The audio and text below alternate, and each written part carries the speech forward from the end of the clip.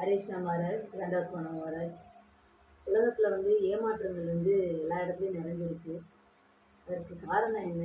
அதிலிருந்து நம்ம எப்படி விடுபடுறது? ஹரிஷ்ணா மகாராஜ். ஏமாற்று மிகுந்த கலிகாலம் அப்படின்லாம் சொல்கிறாங்க. கலிகாலம்னாலே 4 அடையாளம் உண்டு. கள்ளங்கபடம்,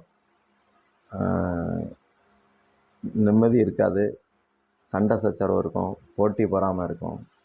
இதில் முதல்ல கபடம் தான் சொல்கிறாங்க. ஹிப்போக்ரஸி, ஏமாத்துறது. எதனால் ஏமாத்துறாங்க அப்படின்னாச்சுன்னா, ஒரு கணவன் மனைவி இருக்கிறாங்க. இவங்க 2 பேரில் யாராவது ஒருத்தர்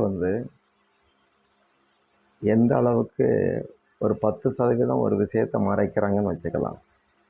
அப்போ அந்த 10% என்ன இருக்குன்னா, 100க்கு 100 அன்பு இல்லை, 10% சுயநலம் இருக்குது. இந்த சுயநலம் ஒருத்தனை காலப்போக்கில் ஏமாத்துறவனாக மாற்றிடும். பொதுவாக சுயநலம் தான் இதுக்கு முக்கியமான காரணம். கலிகாலத்தில் யாருமே பரோபகாரமாக இருக்க மாட்டாங்க. ஏமாத்துறதுனால அவங்களுக்கு எப்போவுமே லாபம் இருக்காது, ஆனால் அது அவங்களுக்கு தெரியலை.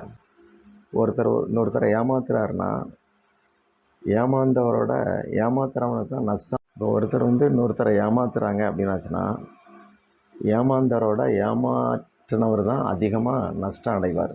அது சாஸ்திரங்களில் பல உதாரணம் சொல்லலாம். அப்புறம் அப்பா அம்மா இருக்கிறாங்க, ஒரு பிள்ளை ஸ்கூலுக்கு போகிறவன் வர்ற போது எங்கேயோ ஊர் சுற்றிட்டு தாமதமாக வாரான். அம்மா எங்கடா போனான்னு கேட்கும்போது அவன் பயந்து உண்மையை சொல்லிடுவான். அடுத்து நண்பர்கள்ட்ட அதை அவன் பரிமாறும்போது, நீ அப்படி சொல்லக்கூடாது அப்படின்னு அவன் ஒரு ஐடியா கொடுப்பான். அப்போ இவன் இன்னும் கொஞ்சம் ஏமாத்துறதுல திறமைசாலி ஆகிடுறான். இப்படி ஏமாற்ற என்ன ஆகும்னா, உள்ளே அது வேறுன்றோம். வேர் உள்ளே போட்டுரும், வெளியே தெரியாது, நடிப்பாக. இதை தான் ஏமாற்றுன்னு சொல்கிறோம். நடக்கிறது ஒன்று, செய்கிறது ஒன்று, சொல்கிறது ஒன்று. இதெல்லாம் ஏமாற்றுக்குள்ள அடையாளங்கள். இப்போ ஒரு கிரவுண்டு இருக்குது, அதில் நிறைய புல் முளைச்சிருக்கு, அதெல்லாம் செதுக்குறோம், பளிச்சுன்னு இருக்குது இப்போ. ஆனால் உள்ளே வேர் பத்திரமா இருக்கும். அப்போ ஏமாத்துறவனுக்கு அந்த திறனை பொறுத்து உள்ளே அது வேரூன்றி இருக்கும். அதை வேரோட களையணும் அப்படிங்கிறது நாம ஜபத்தால் தான் முடியும். அப்படி தான் அதை எதிர்கொள்ளணும்.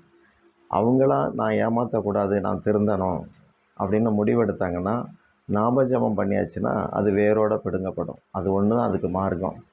ஏன்னா வாயினால் பாடி மனத்தினால் சிந்திக்க போய பிழையும் புகதருவான் நின்றனவும் தீயினில் மனத்தினால் சிந்திக்க போய பிழையும் புகதருவான் என்றனவும் தீயினில் தூசாகும்.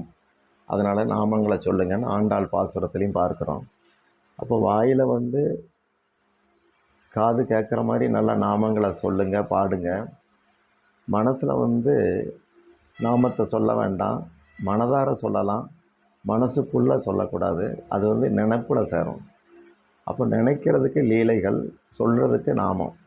அப்படி இருந்தாச்சுன்னா வேரோட பிடுங்கப்பட்டு அதெல்லாம் பொசுங்கி போயிடும், அடையாளமே இருக்காது அப்படின்னு ஆண்டாள் பாடுறாங்க. இதுக்கு உதாரணமாக வால்மீகியை சொல்லலாம். அவர் ரத்னாகர் வேடனாக இருந்தார், முரடனாக இருந்தார், நிறைய தப்பு தண்டா பண்ணார். ஆனால் நாமங்கள் அவர் சொன்ன பிறகு அவர் உலகத்துக்கே வழி நடத்தக்கூடிய ஒரு மாபெரும் கிரந்தத்தை கொடுத்தார், ராமாயணத்தை. அப்படி தன்னுடைய கர்ம வாசனைக்கு சம்பந்தம் இல்லாத அளவுக்கு ஒருத்தனை உயர்த்தக்கூடியது நாமந்தான் அந்த ஏமாற்று, அந்த கலியுடைய அடையாளங்களை எல்லாம் அகற்றக்கூடியது அப்படிங்கிறது தெரியுது.